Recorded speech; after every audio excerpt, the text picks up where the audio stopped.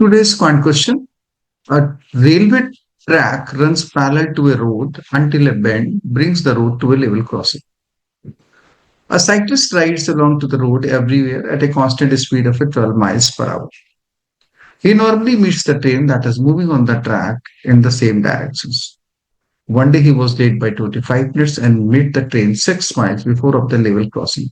The speed of the train is. So suppose this is a level crossing and daily train and the cyclist meet here at 10 a.m. Let the time is 10 a.m.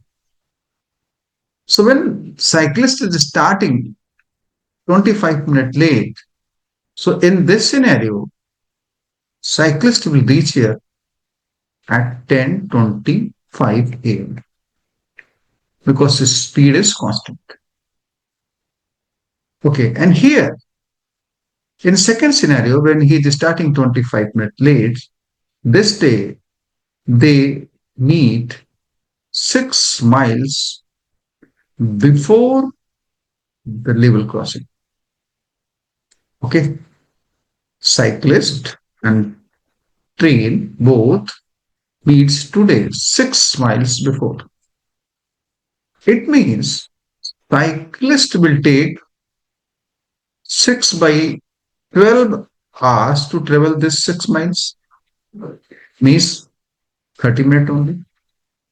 So the moment when cyclist is meeting with the train is 30 minutes before then 10:25 a.m. Means time is here 9:55.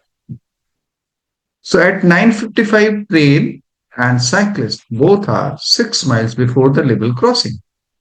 It means daily train reaches here at 10 a.m. So today train will reach at 10 a.m. After 5 minutes, train is reaching to the level crossing. So it means the distance train travel in 5 minutes, same distance cyclists travel in 30 minutes. So the ratio of their time is 1:6. Ratio of their time is 1:6.